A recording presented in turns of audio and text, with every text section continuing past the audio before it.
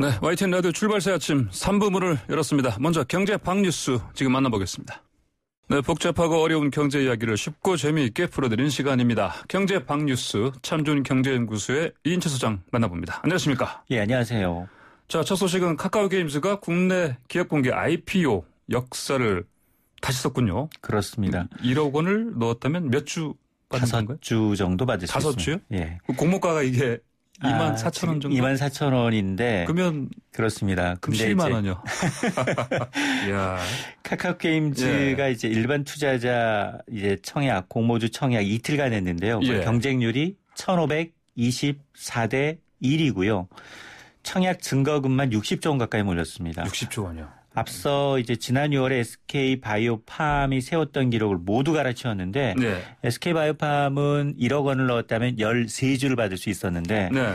이 지금 카카오게임즈는 1억 원 정도 넣었다면 5주 정도 받을 수 있습니다. 예. 여러 가지 이유가 있겠습니다. 이제 이렇게 청약광품은 이 언택트 기업이라는 이 네. 매력 또 여기다가 SK바이오팜의 학습효과예요.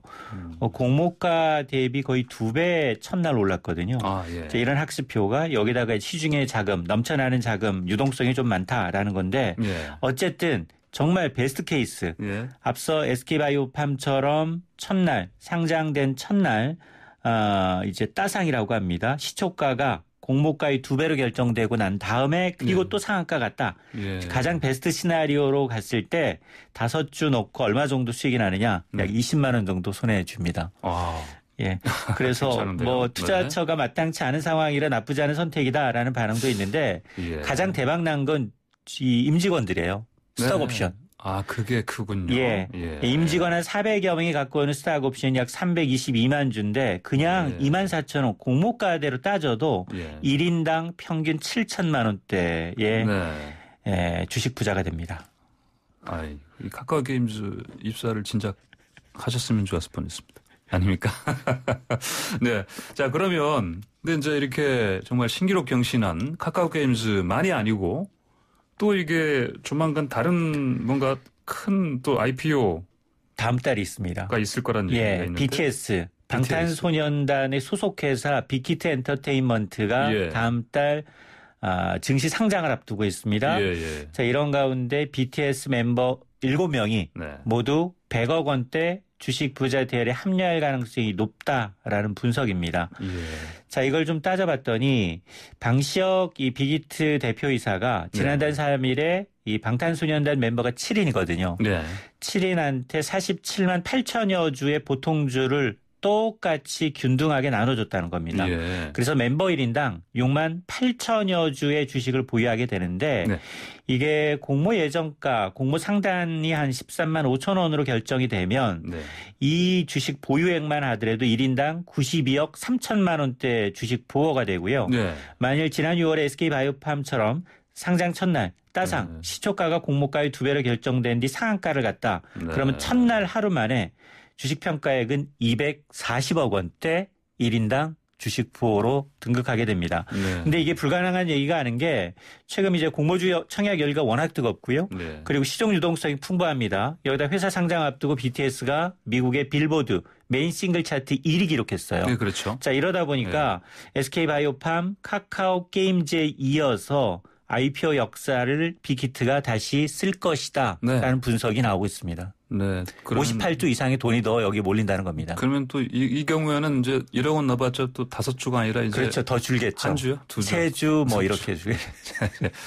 예, 알겠습니다. 자, 결국 정부가 부동산 시장 결환 행위를 감시 감독할 부동산 거래 분석원 설치하기로 했네요. 강행을 합니다. 예. 어제 홍남기 경제부총리가 부동산 시장 결환 행위 차단을 위한 조직 부동산 거래 분석원을 예. 연내에 설치하겠다라고 공식적으로 밝혔습니다. 자, 연말까지 이제 등록 임대사업자를 대상으로 공적 의무 위반 여부를 합동 점검하겠다는 것까지 밝힌 상황인데요. 예. 그런데 명칭하고 조직의 규모가 당초 예상보다 좀 줄었어요. 예. 앞서서는 이제 이 정부는 별도 독립기관으로 네. 금융감독원을 벤치마킹한 부동산 감독원으로 검토를 해왔는데 예. 여론이 좋지 않았습니다. 그러다 보니까 예. 다소 완화된 부동산 거래 분석원으로 완곡하게 표현을 했고요. 예. 또 당초 인력도 국토부 산하에 설치된 이제 불법 대응반이 13명으로 너무 적다. 네네. 이거 한 2,000여 명 규모로 좀 확대하겠다라고 했는데 이 규모도 예. 작아졌습니다. 어쨌든 이제 부동산 거래 분석원은 이 수사 등의 목적으로 개인의 금융 정보, 과세 정보까지 조회할 수 있습니다. 아, 그 정도면 예. 그러면 강력한 어떤 그러다 단속 권한이 있는 거 보니까 아닙니까? 일부에서는 이 예. 기구가 개인들의 부동산 거래를 모두 다 들여다보는 이 빅브라더다. 예. 개인의 자유를 과도하게 침해할 우려가 있다라는 지적도 나오고 있습니다. 예, 그렇군요. 자, 국민연금 고갈 속도가 점점 빨라지고 있다고요? 그렇습니다. 정부가 5년에 한 번씩 앞으로 40년간 장기 재정 전망을 국회에 보고하는데요. 예. 오는 2060년까지 장기 재정 전망을 어제 국회에 보고했습니다. 보니까 크게 두 개 정도 주목할 부분이 있는데요. 예. 연금 고갈 시기가 더 앞당겨집니다. 인구가 고령화랑 맞습니다. 인구가 예. 줄고 있고요. 예. 성장률이 떨어지고 있습니다. 네. 고령화는 점점 빨라지고 있고 이러다 보니까 국민연금은 2041년 적자 전환하게 되고 예. 2056년에 적립금이 전부 사라집니다. 네. 자, 5년 전 전망치와 비교해봤더니 적자 전환 시기는 3년 앞당겨졌고요. 기금 고갈 시기는 4년이나 빨라진 겁니다. 예. 자, 또 하나는 국가부채입니다. 오늘 2060년에 한국의 GDP 대비 국가부채 비율은 현재 2배 수준 81%, 4,877조입니다. 예. 우리 국민 1인당 국가빚을 1억 원씩은 갚아야만 갚을 수 있는 수준으로 뛰는데요. 이러다 보니까 정부는 일단 사회연금과 같은 개혁이 네. 필요하다. 네. 그리고 복지 수준에 맞게 국민 부담률, 세금 증세 논의를 해야 하는데 네. 지금 시기가 참 그렇습니다. 이제 고양이 목에 방울 달기인데 네네. 증세 문제를 본격적으로 꺼내기가 상당히 어려운 상황입니다. 그러니까 증세도 있고 이를테면 러시아 같은 경우는 예전에 보면 그 연금 받는 그 시점을 뒤로 점점, 늦추는 그런 거. 또 연금 그걸 계획도. 위해서 또 정년을 또 연장한다. 뭐 그런 것도 있어 그랬는데 이런 상황이 우리나라도 머지않아 현실화될 가능성이 가능성이 높습니다. 높군요. 네, 알겠습니다. 오늘 말씀 고맙습니다. 네, 고맙습니다. 네, 지금까지 참좋은경제연구소의 이인철 소장이었습니다. 자, 오늘 오후 2시 전교조 법의 노조 처분에 대한 대법원의 최종 선고를 앞두고 있습니다. 7년간 법의 노조로 지낸 전교조의 운명 어떻게 될지 권정호 전교조 위원장 연결해서 이야기 나눠봅니다. 권 위원장님 안녕하십니까? 네, 안녕하십니까? 오늘 매우 중요한 날입니다. 대법원의 최종 선거 앞두고 있네요. 예, 어떻게 뭐 나올 것 같습니까? 결론이? 네, 긴 시간이 걸리긴 했지만 네. 저희들은 오늘 그 대법원이 그 국민의 기본권을 지킨 최고 법원으로서 역할을 할 거라고 봅니다. 예. 그래서 과거 지난 정권의 잘못을 바로잡고 네. 정의를 실현하는 증거조 법의노조 취소 판결을 할 거라고 예상이 되고요. 예. 그래서 참 긴 시간이었습니다. 7년의 긴 시간이었는데 네, 긴 네. 시간에 어려움을 털고 증거조가 학교 변화의 주체로 역할을 하는데 오늘 판결이 기여할 거라고 그렇게 기대하고 있습니다. 네, 네. 자, 대법원에서 1심, 2심 판결. 예. 뭐 일종의 뒤집는 효과. 사실 이게 대법원은 법리를 따지는 곳인데. 네네. 네, 어떤 그런 기대를 할 수 있을까요, 지금요?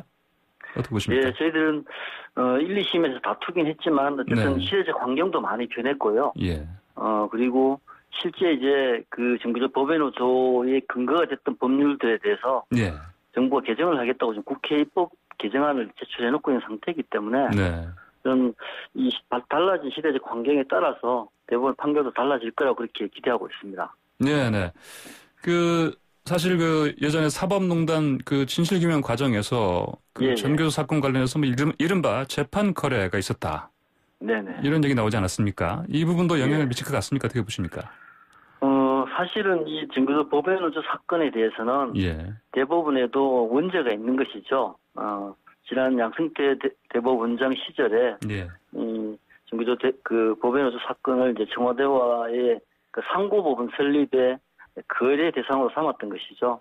네, 그래서 심지어는 이제 고용노동부의 항고 이유서를 법원 행정처가 대신 작성해 주기도 한 정말 있어서는 안 될 일들이 벌어졌던 것인데 예, 네. 그래서 그런 점에서 이 대법원이 자기 잘못을 다시 한번 명백하게 고치고 예. 그리고 새롭게 대법원의 역사를 쓴다는 의미에서도 긍정적인 판결을 해야 된다고 그렇게 기대하고 있습니다. 네. 이게 이제 전원합의체 아닙니까? 대법원장과 대법관 12명으로 구성되는, 네. 이 전원합의체. 이런 형식의 판결이기 때문에 더 어떤 기대할 수 있는 미가 있다고 보십니까? 어떻게 보십니까? 예, 사실은 이제 대법원의 소부에 회부되어 있다가 네. 작년 12월 9일에 이제 전원합의체로 회부가 됐습니다. 예. 그래서 이게 역사적으로 대단히 중요한 사건이고 그리고 사회적 쟁점이 되는 사건이기 때문에 대법관 3명으로 구성된 소부보다는 전원합의체에서 심리를 하는 게 맞다라고 판단해서 전원합의체로 회부가 됐고요. 예. 그리고 지난 5월 20일 날 전원합의체에서 공개 변론을 열어서 쌍방의 의견을 다 듣고 국민적 여론을 수렴했었습니다. 네네. 그런 과정들이 있었기 때문에 이 재판에 쏠린 국민들의 관심이라든가 시대적 환경이라든가 이런 것들이 충분히 고려됐을 거라고 판단하고요. 예. 그런 점에서 오늘 판결을 긍정적으로 그렇게 기대하고 있는 것입니다. 예, 네. 자, 재판이 많이 길어졌습니다. 예. 이제 사실 이를 두고 법원과 정부가 서로 책임을 미뤘다. 이런 지적도 있긴 합니다. 어떻게 보십니까? 예. 사실은 이 증거조가 대법원에 이 증거조 법원에서 취소 소송을 제기한 것이 2016년 2월 5일입니다. 네네. 그러니까 지금으로부터 4년도 넘은 시절에 이 법원 재판을 서로 제기했는데 이게 사실 4년 넘도록 이제 판결이 나지 않고 좀 진행이 멈춰져 있었던 것이죠. 예. 저는 이런 이 부분은 어쨌든 대법원이 정치권의 눈치를 본다든가 시대적 환경의 눈치를 보면서 법률적으로 판단해야 될 문제를 미뤄왔다고 이렇게 보고 있고요. 예. 저는 조금 전에도 말씀드렸지만 재판 거래 대상으로 삼아서 사법농단의 대상이기도 했기 때문에 이 재판을 정치적 문제로 판단하고 싶다는 게 법원이 판결을 늦추고 있었던 가장 큰 이유라고 생각하고요. 예. 정부 입장에서도 이 정의조 법원노조 문제를 직권으로 취소함으로써 입을 정치적 타격이라든가 정치적 부담 이런 것을 피하려고 했던 것이 아닌가라는 생각이 듭니다. 예. 그래서 저희들 입장에서는 정부나 법원 모두가 정의의 실현이나 또는 국민의 기본권 수호보다는 정치적 판단을 우선시했다는 비난을 피하기 어렵다고 그렇게 보고 있습니다. 예. 자, 말씀드린 대로 이제 대법원 판결만 하더라도 좀 시간이 매우 길어졌고 또 1심부터 하면은 7년째 좀 소송전이 이어진 거 아닙니까? 자, 지난 7년간 이게 정말 긴 시간이었을 텐데 어떤 시간이 됐습니까? 그동안 정규조에? 사실은 우리 사회가 기본권을 보장하는 데 있어서 좀 정상적인 사회였다라면 이 정규조 조합원들이 또는 정규조가 겪지 않아야 될 고통을 지난 7년 동안 겪어왔다고 저희는 생각하고 있습니다. 예. 그래서 정규조 교원노조로서 교사들이 교육 현장에서 겪는 어려움을 해결하거나 또는 잘못된 교육 정책을 바로잡고 좀 더 나은 교육을 실현하는 길에 좀 매진했어야 되는 건데 그런 매진할 기회를 잃어버렸다는 점에서 정규조 법외노조 7년이라는 세월은 사실은 우리 사회 전체의 손실이라고 그렇게 보고 있습니다. 그래서 오늘의 판결로 정규조 법적 지위를 회복하고 교육의 올바른 변화 그리고 아이들이 행복한 삶을 바꾸는 이 사회 소금으로서 역할을 다할 수 있기를 기대하고 있습니다. 네네. 그 청취자들의 그 이해를 돕기 위해서요, 간단하게 이게 처음에 어떻게 시작된 건지 이게 이제 간단히 정리하면 법 내 노조에서 법 외 노조로 물려난 거 아닙니까? 그 상황 좀 간단히 한번 설명해 주시고 좀 인터뷰를 마쳤으면 좋겠습니다. 시작이 2013년이었습니다.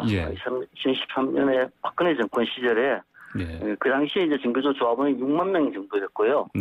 그 중에서 해직 교사들이 9명 있었습니다. 이 해직 교사들이 사실은 이제 정규조 활동의 과정에서 해직된 사람들이었고, 그래서 정규조는 이 해직 교사들을 조합원의 신분을 그대로 유지하는 규약과 규약을 가지고 있고, 그리고 그 해직 교사들을 조합원을 인정하고 있었습니다. 그래서 이 해직 교사 9명을 조합원으로 두고 있다는 이유로 6만의 정규조를 법적 지위를 박탈하는 것이 이 사건의 본질입니다. 9명 때문에 6만 명의 정규조를 불법적인 어떤 노동단체로 그렇게 규정했다 이런 말씀이셨습니다. 자, 오늘 말씀 여기까지 듣겠습니다. 감사합니다. 네, 감사합니다. 지금까지 권정호 전교조 위원장이었습니다. 뉴스 속 법률 이슈를 탈탈탈 덜어보는 제 변호사들의 초점 파티 조찬 파티의 품격 있는 주인공 두 분 나오셨습니다. 정태원 변호사 안녕하십니까? 네, 안녕하십니까. 정태원입니다. 네, 구정물 변호사 함께하십니다. 안녕하십니까? 안녕하세요. 구정물 변호사입니다. 네, 그 거센 폭풍우를 뚫고 오셨죠? 예, 다행히 뭐 체중이 무거운 덕택에 날아가지는 않았습니다. 아, 네. 만약에 초속 40m 넘어갔으면은 예. 날아가죠. 날아가죠. 예. 날씬한 분들은 조심하셔야 됩니다. 구정물 변호사 날씬하신데. 예. 저도 조금만 위태로 올 뻔했는데요. 네네. 지금 잘 뚫고 왔습니다. 네, 알겠습니다. 자, 거센 바람을 뚫고 오신 두 분과 함께 먼저 일단 방금 제가 인터뷰를 전교조 위원장과 나눴는데 오늘 대법원 판결 오후 2시 열리는데 자, 결과 어떻게 나올 것 같습니까? 글쎄요, 지금 이게 2013년도 10월 달에 네. 노동부에서 이제 이 전교조의 6만 그 조합원 중에서 해직교원 9명이 포함이 돼 있으니 네. 이 법조문의 해석에 따르면 이건 적법한 노조가 아니다. 네. 법의 노조다. 그렇게 통고를 했거든요. 예. 그게 지금 7년째 이게 문제가 되고 있는데 1심과 2심에서는 전교조가 패소한 걸로 알고 있어요. 예, 그러니까 맞습니다. 노동부가 네. 맞다. 예. 근데 대법원에서 이제 오늘 2시에 판결 선고가 있는데 사실 지금 이게 과연 이렇게 해고된 사람이 노조는 계속 활동할 수 있느냐 없느냐 하는 건 법에서의 문제이기도 하지만 네. 노동 정책에 관한 문제이기도 하거든요. 예. 그래서 국제노동기구 같은 데는 해고 근로자도 조합원으로 포함시키라는 걸 계속 권유하고 있고 우리가 협약에 가입도 돼 있고 네네. 그래서 노동부에서 이 관련 법도 좀 개정을 지금 추진하고 있답니다. 예. 그렇다고 한다면 대법원 판결과 관계없이 예. 앞으로는 해고된 경우라도 조합원으로 계속 네. 인정이 될 여지가 높거든요. 네. 그래서 그만큼 오늘 결과가 어떻게 나올지 모르겠지만 그 의미는 상당히 줄어드는 걸로 네네. 이렇게 예상을 하고 있습니다. 예, 대법원 판결의 의미는 어떻게 나오든 그 의미는 사실은 그렇게 큰 편은 아니다. 이렇게 그렇습니다. 지금 말씀하시죠? 정부에서 어차피 법 개정을 개정하고 추진하고 있기 때문에. 있으니까요. 예. 예, 그래서, 비슷한 의견인데요. 그러니까 예. 역시 알기는 어렵지만 저는 어쨌든 아마 1, 2심과 좀 다른 결론이 나올 가능성이 좀 더 높지 않을까 생각이 되고요. 네네. 그리고 실제로도 저는 개인적인 의견으로도 전교조의 법외노조 통보가 굉장히 부적절했다고 생각을 합니다. 그러니까 앞서 이미 헌법재판소에서 위헌 여부가 논점이 되어서 판단을 받은 바가 있고 물론 합헌이라고 나오긴 했습니다만 저는 물론 개인적으로 그 합헌인지도 의문이고 사실 위헌이라고 생각이 되는데 근데 이제 그 당시 헌법재판소의 결정 내용을 보면 이런 부분이 있습니다. 그러니까 교원이 아닌 사람이 교원 노조에 일부 포함되어 있다 하더라도 그것 때문에 이제 법의 노조로 할 거냐라고 하는 거는 또 행정당국의 재량적 판단이다. 그래서 교원 노조에서 활동하는 이 자격 없는 조합원의 수 등등을 종합해서 적법한 재량의 범위 안에 있는 것인지는 법원이 충분히 판단할 수 있다. 즉 다시 말하면 조합원 자격이 없는 사람이 일부 있다 하더라도 여러 가지 사정을 고려해서 이런 통보까지 할 것인지는 이제 상당히 재량의 영역이기 때문에 이것이 곧장 이런 법률의 규정이 있다고 해서 위헌은 아니다라는 취지였거든요. 바꿔서 말하면 헌법재판소의 결정 내용에서도 이미 재량 일탈을 할 가능성이 있다라는 부분은 어느 정도 언급은 좀 되어 있는 것이 아닌가라는 생각이 들고요. 아까 말씀하신 것처럼 6만 명의 조합원이 있는데 사실 그중에 이제 9명이 지금 문제되는 사례 아니겠습니까? 마치 어떤 나라에 6만 명의 국민을 이루어진 나라가 있는데 그중에 9명이 예컨대 불법 체류자가 있다고 해서 그 나라가 더 이상 법적으로 합법적인 나라가 아니다라고 인정하겠다라고 하는 것과 좀 비슷한 논리여서 저는 재량이 일탈되었다고 봅니다. 그래서 일탈됐기 때문에 6만 분의 9. 네네네. 그래서 그 법외노조 통보 처분에 대해서 아마 취소가 되지 가능성이 높지 않겠나 생각이 됩니다. 그러니까 아까 이제 정태현 변호사께서 말씀하신 것처럼 사실 오늘 대법원 판결의 어떤 의미가 좀 작아졌기 때문에 그러면 이제 이 전원 합의체의 어떤 판결 내릴 때 어떤 고민의 무게도 좀 더 그렇죠. 가벼워지지 않을까. 그렇습니다. 마침 또 건설대법과의 8일 퇴임하거든요. 그러니까 그 전에 이제 전원 합의체에서 이제 선고를 하기로 되어 있는 모임인데 사실 이게 단순히 법 해석의 문제뿐만이 아니고 어떤 정치 투쟁의 성격도 좀 가지고 있거든요. 그러니까 6만 명인데 9명 있다고 그거를 노조가 아니라는 게 말이 안 되지 않나요? 그 점은 또 맞는데 또 한편 이건 노조를 인정해서 안 된다고 하는 주장의 그 뒷면에 또 뭐가 있는가 하면 그러면 그 노동자 아니면서 평생 동안 이게 그에서 근무도 안 하면서 네. 소위 정치 투쟁하는 사람들로 가득 찰 수도 있지 않느냐. 네. 그러니까 노조의 정책 중립성이 침해된다. 그래서 한 명이건 9명이건 900명이건 이건 안 된다. 법을 그대로 기계적으로 적용해야 된다. 뭐 이런 입장이 있는 반면에 지금 구라사님 말씀대로 아니 그막 6만 명 중에 9명이 들어있는데 무슨 그 정치적인 중립성이 훼손되느냐 이런 주장도 있는 거거든요. 그래서 그 점에 대해서 아마 오늘 대법원이 좀 새로운 방향을 제시하는 그런 판결을 할 것으로 보입니다. 네, 두 분께서는 이제 품격 있는 예상을 아무래도 정규제가 원하는 방향으로 되지 않을까 이렇게 예상하신 걸로 바로 되겠죠. 네, 그렇습니다. 자, 그러면 오늘 변호사들의 초차한 파티 메인 주제 만나보겠습니다.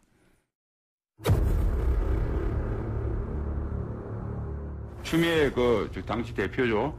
보좌관한테 전화를 받았다. 모 대의가 받았다라고 자기가 시인을 했고요. 그런 사실이 있지 않고요. 이 부분에 대해서 제가 뭐라고 언급을 하면 제가 말씀드리는 것도 수사에 영향을 미치는 것이고요. 왜 그걸 보좌관이 굳이 해야 되지? 생각 들긴 했었습니다. 보좌관 역할 자체는 국회의원의 업무를 보자는 건데.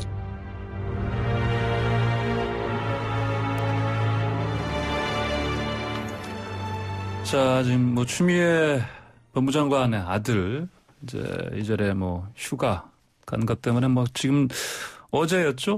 이제 당명을 바꿨으니까 미래통합당 아니고 국민의힘의 신원식 의원이 공개한 녹취록 관련한 지금 보도 내용 잠깐 들어보셨는데, 자 정확히 어떤 내용입니까? 이 녹취록의 내용이? 그러니까 녹취록이 이제 뭐 두 명의 대화 내용이 담겨 있습니다.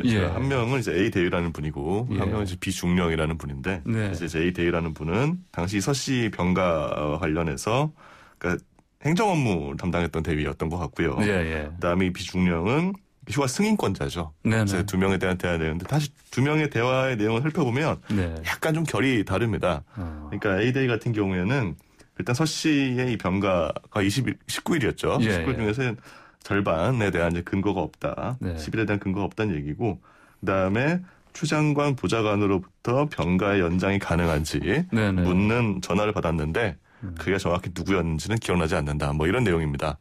그래서 비중령 얘기는 그러니까 개인 연관은 일단 근거가 확실히 있는 것으로 알고 있고, 그다음에 병가를 2번 갔는데 아마 한 번이 누락되어 있는 것 같은데 명령은 있었던 것 같고 다만 명령지만 행정적으로 좀 누락이 된 걸로 생각이 된다. 이런 취지입니다. 그래서 지금 신 의원 같은 경우 이거 가지고 기본적으로 이런 표현하지 않았습니까? 휴가 농단 사건이다.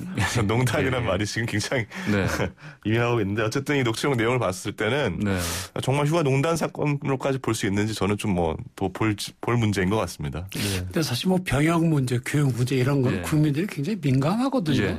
사실 그리고 또 물론 우리 자랑스러운 뭐 군대 복무기를 하지만 우리가 징병제이기 때문에 가기 싫어도 가야 되잖아요. 그러다 보니까 뭐 자기가 주위에 무슨 배경이 있으면 소위 백이 있으면 좋은 위치에 가거나 아니면 군대에서는 편하게 지낸다. 그걸 참기 참 어렵거든요. 공정의 문제여서. 근데 지금 이 사건은 기본적으로 2016년부터 2018년까지 추미애 법무장관이 당 대표를 했어요. 근데 그 기간 중에 2016년 11월 달에 그 아들이 가투사에 입대를 했습니다. 그래갖고 그 다음 해인 2017년도 6월 달에 이제 일어난 문제입니다. 이게. 그래서 6월 5일부터 6월 14일까지 1차 병가 열흘이죠. 그 다음에 6월 15일부터 6월 23일까지 2차 병가 9일. 요 19일의 병가가 지금 문제가 되고 있는 겁니다. 그리고 6월 24일부터 6월 27일까지는 3박 4일의 개인 휴가를 받았거든요. 그래서 쟁점이 되는 것은 요 19일 동안에 과연 적법한 그 병가를 받았느냐에 관한 문제인데 지금 그 추미애 장관 측은 이 관련 서류니 진단서 이런 것들 다 군 부대도 냈고 또 이번에도 검찰이 압수수색한 서류가 들어있다 이렇게 주장을 하고 있고 근데 또 국방부 장관이 이런 분은 뭐 관련 서류가 미비된 것 같다 이렇게 얘기를 하고 또 지금 또 추 장관은 그 보좌관이 전화를 한 사실이냐더니 전혀 그런 사실이 없다고 했는데 지금 녹취록은 추 장관의 보좌관이 전화를 해서 아니 이분은 국회의원을 보좌하는 사람이 왜 개인 일로 전화했을까 이상하다고 생각했다. 이런 얘기가 나오고 전화한 건 또 사실로 보이거든요. 그래서 하여튼 이게 아직 수사 중에 있기 때문에 결론이 안 났긴 한데 만약에 정말로 보좌관이 전화를 해서 어떤 압력을 행사해서 이렇게 부적법한 그 병가를 냈다고 한다면 국민들의 상식이 굉장히 어긋나는 거고 마땅히 추 장관이 책임을 져야 되는 것이고요. 그렇지가 않고 실제로 다 이렇게 적법하게 이루어졌는데 다만 좀 선을 못 잡고 있다. 그렇다고 한다면 이건 의혹은 그냥 의혹일 뿐이고 뭐 우리가 더 이상 따질 수는 없는 거죠. 검찰이 수사 중에 있는데 문제는 검찰 수사에 대해서도 국민들의 신뢰가 많이 떨어져 있어요. 이게 고발된 지 오래됐는데도 진척도 없고 예전처럼 브리핑도 없고 하니까 추 장관이 자기 편만 다 좋은 자리에 해놨는데 동부에 지금에서 검사하고 있거든요. 그래서 자기 사람들 심어놓으니까 더 유리한 결과 나오는 거야. 이런 또 의심의 여지도 있고 그러다 보니까 지금 이게 상당히 복잡하게 전개되고 있습니다. 간단합니다. 사연은. 그러니까 병가 19일이 이게 적법하냐 아니냐 그거거든요. 그거 갖고 좀 서로 이렇게 다투고 있는 겁니다. 그러니까 지금 보니까 그러면 일단 단초가 되는 부분이 먼저 해결해야 될 부분이 보니까 실제로 당시 추미애 법무장관이 국회의원 당시에 그 보좌관이 정말 전화를 했는지 안 했는지 이것부터 지금 규명하는 게 순서가 아니겠습니까? 들으십니까? 네, 뭐 맞습니다. 그 맞기는 한데 사실 이제 저는 그게 꼭 이 사건의 이제 1번 쟁점인지는 약간 의문입니다. 그러니까 왜냐하면 첫 번째는 기본적으로 어쨌든 이게 휴가를 사용한 것 자체가 적법한 절차를 통해서 사용이 된 것이 맞는 것인지가 규명되는 것이 우선이고 사실 그것이 적법한 절차가 정말 정 변호사님 말씀하신 것처럼 아니었다라고 한다면 뭐 다른 건 따져볼 것도 없이 지금 명백하게 이제 문제인 것이죠. 추 장관께서 책임지셔야 될 문제라고 생각이 되고 만약 이제 적법한 절차를 거쳐서 이루어진 것이다. 다만 근데 이제 추 장관 당시에 이제 국회의원 할 때 당대표였으니까요. 어떻게 보면 이제 본인이 이제 어머니로서 해야 할 일의 일부를 보좌관이 한 것인데 그 이제 휴가 연장이 실제로 가능한 건지 이제 물어봤다는 것이잖아요. 그 에이드 위반의 진술에 따르면. 근데 이렇게 한 것이 이제 과연 국회의원이 보좌관에게 이런 일까지 시키는 것이 적절한 것이냐. 이제 이런 문제이기 때문에 약간은 2차적인 문제가 아닐까 싶습니다. 그러니까 법적인 문제와 또 윤리적인 문제 두 가지가 있죠. 지금 말씀대로 보좌관이 전화를 했다 하더라도 그냥 물어본 거니까 적법한 병가라면 문제될 거 없지 않냐 이렇게 볼 수도 있는데 추 장관이 국회에 나와서 그런 사실 없다고 그랬거든요. 아예 없다고 그랬지 않습니까? 그렇죠. 전혀 없다고. 아니 그럼 국민들 앞에서 거짓말한 게 되지 않습니까? 또 그런 문제가 있고 또 한 가지는 또 그 당시에 근무했던 소위 당직 병장 이제 카투사 제대했죠.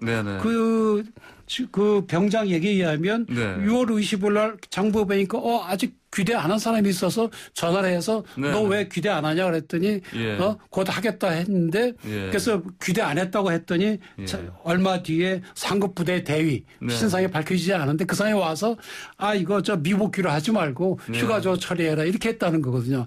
근데 그 얘기만 들으면 또 뭔가 좀 압력을 행사한 것처럼 보이거든요. 물론 뭐 추 장관 측에서 이거는 이 병장이 뭐 전혀 사실 왜곡하고 있는 거라고 좀 얘기를 하고 있죠.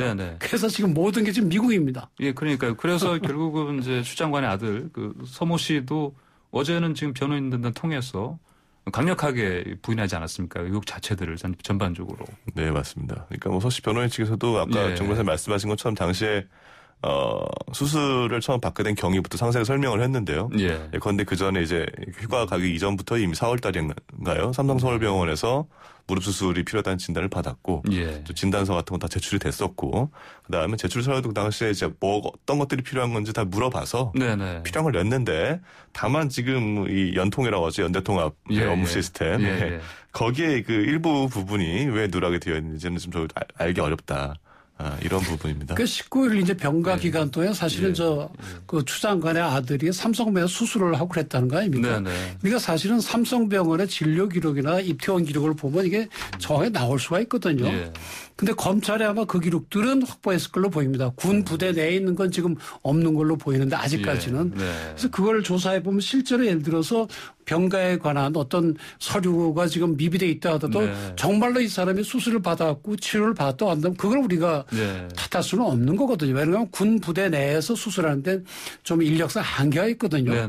그래서 그 점은 이제 탓할 수가 없는데 검찰은 뭐 계속 뭐 거기에 대해서 일체 얘기를 안 하고 있으니까 자꾸 궁금증만 커가는 거죠. 네, 그렇군요.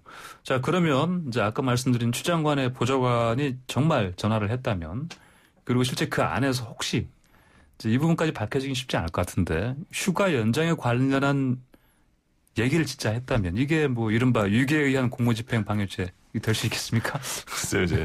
예. 형법 137조에 있는데요. 네네. 보면 위계로서 공무원의 직무 집행을 방해한 자가 이제 5년 이하 징역 또는 1천만 원 이하의 벌금에 처하도록 되어 있는데 네.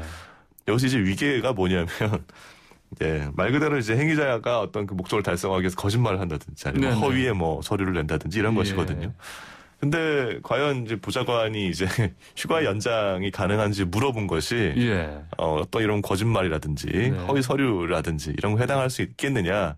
저는 뭐 안 된다고 보고요. 전화 한 통에 설사 이제 그 전화 내용뿐만이 아니라 전반적으로 뭔가 이 서 씨 측에서 제출한 뭐 서류라든가 이런 게 예를 들면 뭐 휴가를 실제로는 그러니까 병가죠. 병가를 쓸 수 없는 어떤 상황이 객관적으로 그랬는데 마치 이제 병가를 쓸 수 있는 상황이었던 것처럼 뭐 진단서를 정말 뭐 위조를 했다든지 뭐 그런 것에 대한 것까지 좀 의혹이 있으니 수사를 해달라 이런 취지라면 모르겠는데 현재로서는 이제 이런 것이 성립할 가능성은 저는 굉장히 낮다라고 생각됩니다. 그 위계한 공무집행방해 좀 어려울 걸로 보고요. 근데 이제 예를 들어서 이제 보좌관이 전화를 할 때 그냥 이게 병가 한 번 더 되는지 물어봤는지 아니면 병가 좀 처리 좀 해주십시오 하고 부탁을 했는지 그것도 아주 정확하지는 않거든요. 그러니까요. 만약에 부탁을 했다고 한다면 뭐 위계한 공무집행방해 그것까지는 안 된다 하더라도 그 부정청탁법 위반은 될 여지는 있죠. 김영란법 위반. 부탁을 했다면. 근데 지금 과연 부탁을 했는지 문의만 했는지도 지금 정확하지 않거든요. 그러니까요. 녹취록상에서도 그런 문의를 받았다는 얘기는 그러니까 뭐 없으니까. 누군가에 전화를 해서 추 장관 아들 뭐 병가 한 번 좀 더 내게 좀 부탁드립니다. 뭐 이런 게 있다고 한다면 부정청탁법으로 의뢰할 수 있는데 그것도 아직 명확하지 않습니다. 아, 그렇군요. 근데 이제 이게 자꾸 사실 어제 그 국민의힘 신원식 의원이 이제 녹취록을 공개하면서 이제 전반적으로 막 이 공세를 강화하는 또 그런 상황인데 그러면 이제 야당에서는 수사가 제대로 뭐 되겠냐 하면서 이제 특검하자 이런 얘기까지 합니다. 이게 되겠습니까? 특검까지 해서 하는 좀 의문이고요. 그러니까 기본적으로 수사가 뭐 저는 이제 특검 약간 만능주의 이게 너무 정신 논리 아닌가 싶습니다. 그런데 지금 조 전 장관 같은 케이스를 돌아보면 장관 이제 본인하고 사실 배우자가에 대한 문제에 대해서 사실 수사를 했는데 지금 검찰이 좀 잘 수사를 열심히 하지 않았습니까? 다음에 이제 이 무슨 서 씨가 어머니의 지위를 이용해서 무슨 뭐 정치적인 것에 대한 뭐 뇌물을 받았다거나 청탁을 받은 것도 아니고 본인 단순히 이제 군복무에 관련해서 휴가의 문제에 대해서까지 특검을 얘기하는 것은 굉장히 지나치다라고 생각이 됩니다. 뭐 특검 주장은 할 수 있겠지만 지금 의석 구성으로 보면 불가능하죠. 뭐 민주당에서 찬성할 리가 없는 거니까요. 근데 가장 중요한 것은 결국 검찰의 신뢰입니다. 검찰이 수사를 잘해서 국민들이 보기에 그 결론이 맞다 할 때는 특검이 전혀 필요가 없는 것이고요.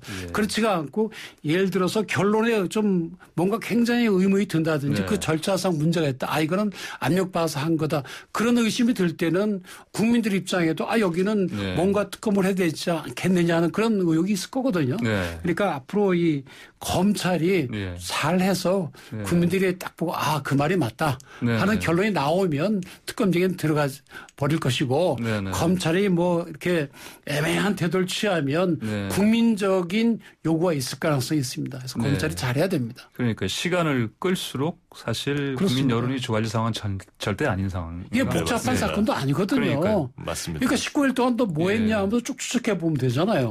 그죠? 병원에서 정말로 수술했는지 수술 기록지나 이태원 기록지 보면 되는 거고. 그게 중요한 건데 예를 들어서 뭐 군 부대 내에 근거 서류가 있건 없건 그건 어떻게 보면 일반 요건에 관한 것이지 실제로 이렇게 병가를 받아서 치료를 받았다면 문제가 없는 거죠. 근데 병가 이렇게 받아놓고 아주 놀러 다녔다. 이렇게 되면 이건 엄마 찬스네, 엄마 뺑이네 이런 비난이 있는 거죠. 그러니까 검찰이 빨리 수사해서 결과를 내야 됩니다. 빨리 검찰이 수사 결과를 내는 거가 지금 당장 이런 의혹, 이런 논란을 푸는 가장 중요한 부분이다. 자, 그러면 아까 말씀드린 대로 이제 그 아들인 서 씨가 이제 어제는 그냥 침묵을 지키고 있다가 갑자기 변호인단 통해서 확실하게 얘기를 했어요. 지금 특히 언론도 그렇고 이런 뭐 사실이 아닌 것들을 뭐 논란이라는 그런 표현을 써가면서 막 허위사실을 유포한다 하면서 법적 대응 강하게 하겠다. 네. 이 어떤 이런 반응으로 봐야 됩니까 이거를? 그러니까 이제 어떻게 보면은 그러니까 휴가 자체에 대한 논란도 물론 있었습니다만 이번엔 정치적인 쟁점화되고 녹취록이 나오면서 이런 이제 거짓말을 했다라는 이제 의혹이 제기되지 않았습니까? 그 부분에 대한 것 때문에 즉각적으로 좀 반발을 한 것으로 보이고요. 그런데 이제 이런 부분이 있었습니다. 그러니까 서울 동부지검에서 이미 이런 어떤 관련 진술을 했다라는 게 이제 신 의원의 주장인데 서울 동부지검에서 이제 즉각 이제 입장을 내고 그런 진술 받은 적이 없다라고 하지 않았습니까? 그러니까요. 양쪽의 이제 주장이 엇갈리는 것에 대한 하나의 입장을 낸 것으로 보이고요.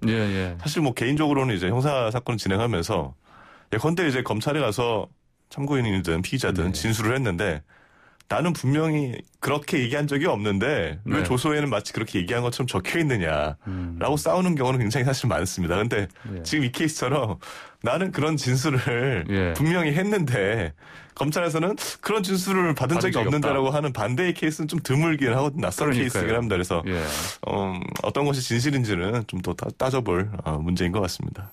우선 추미애 장관 본인은 사람들이 본인 자기 당사자잖아요. 그러니까 뭐라고 한 건 사람들이 선뜻 안 믿어줍니다. 그러니까요. 자기가 잘못했다고 국민 여러분 제가 사실은 잘못했거든요. 이렇게 얘기하는 건 굉장히 어렵거든요. 정치인이니까. 그러니까 추 장관은 진실을 얘기하건 거짓말을 얘기하건 일단 신빙성이 떨어지거든요. 결국 이제 제3자의 진술을 통해서 하는데 지금 구 변호사의 말씀대로 보좌관한테 전화를 받았는지 안 받았는지 뭐 복잡한 일도 아니잖아요. 근데 검찰은 또 그런 적도 없다 그러고 이렇게 되니까 아까 말씀드린 대로 혹시 검찰이 저쪽 편 드는 거 아니야? 이런 의심이 드는 거죠. 왜 그러니까 녹취록이라는 게 물론 국민의힘에서 제출한 녹취록이긴 하지만 그걸 조작했다고까지 생각할 수는 없거든요. 물론 이제 그 당사자인 대의란 분이 여기서는 이렇게 얘기하고 저기서는 저렇게 얘기하고 뭐 그럴 수는 있죠. 그건 누구나 다 그런 거니까. 그래서 꼭 나빠서가 아니라 상황에 따라서. 그러니까 그 점에서 우선 진실이 뭔지에 대해서 좀 검찰이 제대로 해야 됩니다. 믿을 거는 지금 검찰밖에 없습니다. 아무리 국민들이 의심의 눈을 갖고 우리가 볼 수밖에 없다 하더라도 검찰이 제대로 해서 이런 의혹을 풀어줄 수 있는 유일한 기관이 지금 검찰입니다. 검찰이 빨리 수사 결과 발표했으면 좋겠습니다. 오늘 말씀 잘 들었습니다. 감사합니다. 고맙습니다. 감사합니다. 지금까지 정태원 변호사, 구정무 변호사였습니다. YTN 라디오 출발 새 아침 3부 순서 여기서 마치고요. 잠시 후 4부로 돌아오겠습니다. 뉴스 탐구생활 바른 역사. 자, 오늘도 국사편찬위원회 정대훈 편사연구사와 함께합니다. 어서 오십시오. 네, 안녕하세요. 자, 그룹 방탄소년단 BTS 신곡 다이너마이트가 정말 다이너마이트처럼 확 터졌습니다. 그 빌보드 싱글 차트 핫 100 발음하기 좀 힘든데 1위 차지했습니다. 자, 이게 보면은 오늘 뉴스 탐구생활 시간에는 자, 이거 1위 한 거 이걸 계기로 해서 뭐 또 무슨 비슷한 그런 자랑스러울 만한 그런 거? 그런 얘기가 있다고? 이런 거 준비하신 거 맞죠? 네, 맞습니다. 무슨 얘기입니까, 이거? 사실 최근에 한 몇 주 동안 코로나19도 그렇고 장마에 태풍까지 겹쳐서 뉴스 보는 게 썩 기분 좋은 일은 아닌 그런 시간이었는데요. 근데 그런 와중에 BTS가 빌보드 싱글 1위를 했다. 소식이 들려서 좀 그나마 좀 기분 좋게 만드는 그런 소식이 있었는데요. 사실 좀 솔직히 말씀드리면 제가 BTS 싱글 차트 1위에 어떤 도움이 됐겠습니까? 그리고 그 싱글 차트 1위가 됐다고 해서 제 삶에 직접적인 보탬이 되는 건 아니겠지만 사실 그런 뉴스 들으면 또 괜히 기분이 좋아지잖아요. 뭐랄까 나만 아는 그런 맛집에 친구를 데리고 갔는데 그 친구가 그거 맛있다 기뻐해 줄 때 그럼 저도 그냥 괜히 기분이 좋아지잖아요. 그런 것처럼 BTS가 1위를 했다고 하니까 한국 가수가 1위를 했다고 하니까 기분이 좋아지는 건데요. 그래서 저도 여기에 발맞춰서 같은 좀 비슷한 내용을 좀 준비해봤는데요.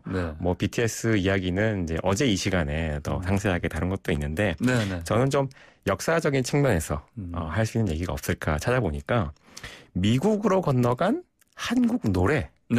역사적으로 어떤 게 있을까? 진작에 있었다. 이런 걸 한번 준비해봤습니다. 그렇군요.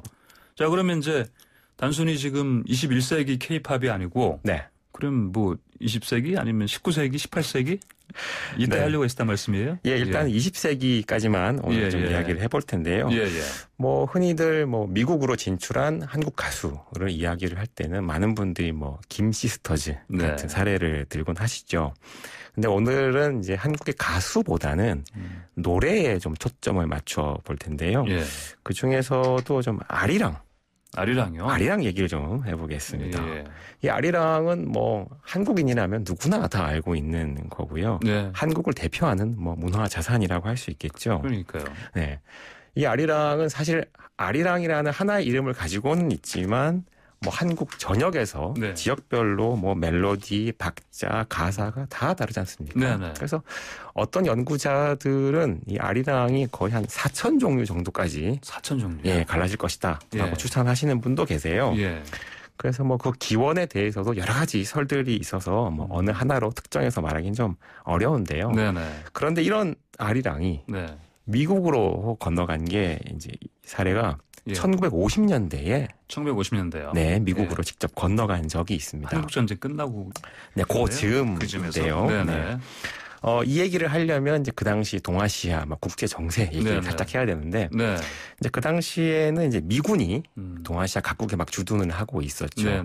뭐 한국을 비롯해서 일본에도 주둔을 하고 있었는데 이때 이제 일본에 주둔한 미군을 위해서 위문 공연을 하려고 이제 미국의 많은 아티스트들이 일본을 방문하긴 했는데 그 중에 한 사람이 미국의 재즈 아티스트인 오스카 패티포드라는 사람이 있습니다. 이분이 이제 위문 공연차 오키나와를 방문을 했고요. 그리고 이제 미국으로 돌아가는 길에 인천을 경유했다 그래요. 그러니까 인천에 잠깐 들렀을 때 우연하게 이 아리랑 가락을 들은 거죠. 어떻게 들었는지 좀 이야기를 전에 내려온 거 들어보면 잠깐 화장실에 간 사이에 밖에서 기다리던 통역병이 휘파람으로 아리랑 가락을 불렀는데 이게 아주 인상적이어서 기억을 해뒀다가 이제 미국에 가서 이걸 재즈 스타일로 편곡을 한 거죠. 이게 이제 1952년도에 녹음이 됐고요. 1952년이요? 네, 그게 이제 앨범으로 지금 발매가 돼 있습니다. 지금도 아마 시중에서 리마스터링된 앨범을 쉽게 구하실 수 있을 텐데요.